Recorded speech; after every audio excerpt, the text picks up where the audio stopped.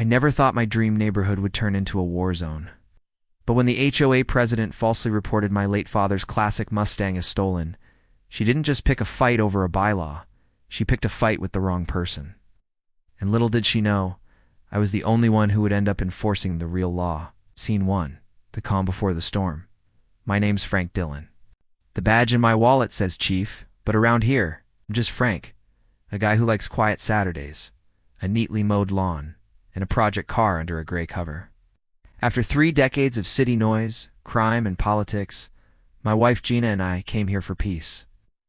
What we got was an HOA run by a woman with a smile like a guitar string pulled too tight. Let's call her Karen T. Karen treated herself like a high priestess of the subdivision. I just wanted to be left alone with my memories and my tools. The centerpiece of that life was a car. My father's 1969 Ford Mustang Boss 429 in candy apple red. Bought it new, paid cash, and polished the chrome until you could see your soul in it. It's the last piece of him I have left. To me, it was sacred. To Karen T., it was an eyesore, an unregistered, non-operational vehicle parked in plain sight. Violation of Section 8, Paragraph 3, Subsection C, a rule about appearances, not engines. Scene 2. First shots fired the first time she brought it up was at the neighborhood barbecue. She cornered me by the potato salad, clipboard in hand like a weapon. Her son George hovered behind her, staring at the car in my garage. "Mr. Dillon," she said, low and disapproving. "That vehicle's been stationary for 3 weeks." "The bylaws are clear. It's a project car," I replied. George's eyes lit up. "Boss 429, right? That's a real Carcraft motor." I nodded. "Built right, built to last." He took a step closer. "You ever think about selling it?" Karen put a hand on his chest, stopping him. "George, we're discussing a violation, not making a purchase." Her eyes flicked from me to the car, calculating. Not a problem to solve, an opportunity to seize. She gave me 7 days. "Paperwork is persuasive," she said, sweet as bleach. Scene 3. Harassment escalates. 7 days later, the notices began. Late fees, threats of liens. Even Mrs. Alvarez, a 78-year-old widow, got a bogus $25 fine. Petty stuff. But it escalated fast. Then came the morning knock. 7 a.m. Karen on my porch, George behind her. "I'm afraid we've reached the end of the line," she said. "Your vehicle is being impounded. I reported it stolen." The audacity took my breath for a moment.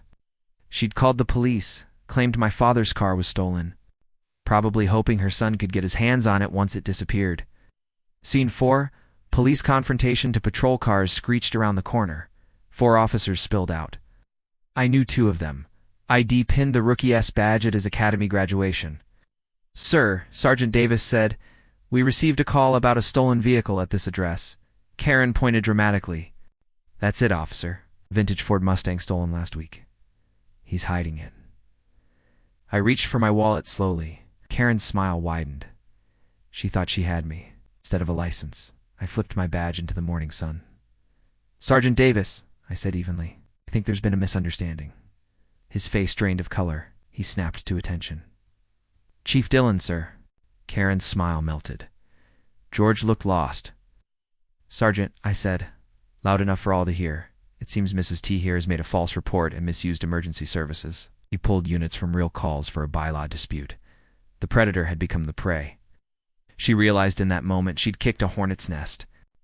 After the patrol cars rolled off, curtains twitched. Karen's victory lap turned into a retreat, but Gina was right. People like that don't back down, they double down. The next day, a fake ticket appeared on my Mustang. Excessive polish glare, $50 fine. The QR code linked to a shady portal. I started a folder labeled T. Then chalk lines appeared on my driveway, arrows pointing to violation area in bright pink.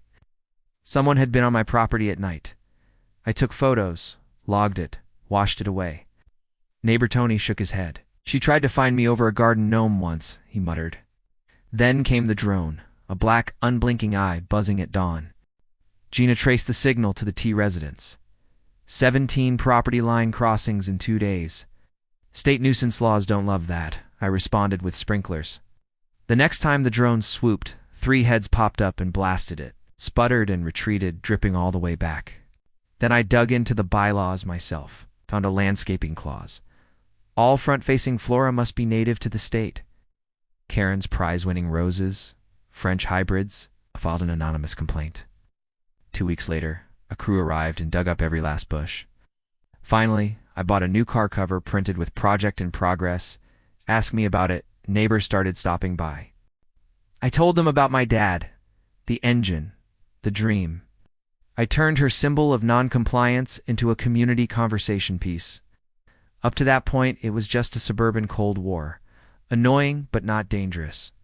That changed when neighbor Tony's truck vanished overnight. It was his livelihood. He'd gotten an HOA notice for a tiny oil spot, cleaned it, thought it was a bluff. Then his truck disappeared. No record at the impound lot. No towing company claimed it. Gina dug deeper. She cross-referenced HOA complaints with police reports. 10 other residents over the past year, same pattern. Older cars owned outright, vanished after bogus violations. All towed by the same small company. Let's call it Reliable Roadside. Owned by a holding corporation. That corporation linked to a large developer currently fast-tracking a lucrative new phase of the subdivision with the help of the HOA board. It wasn't just petty harassment anymore. It looked like a shakedown, a scheme using HOA bylaws as a legal crowbar to remove cars. I had a sick feeling I knew exactly where they were going. This was no longer a spat with a power-tripping HOA president. It was potentially a criminal conspiracy. I saw the desperation in Tony's eyes. His tools, his livelihood gone. My cynicism burned away to a cold, hard resolve. Karen T and her cronies had crossed a line. Gina worked her magic, pulling corporate filings. The towing company was a ghost P.O. box, burner phone. But patterns like this don't stay hidden forever. And I was done playing defense. They thought they could use the bylaws as a crowbar. They forgot that I built my career prying open bigger cases than this. The real investigation was just beginning.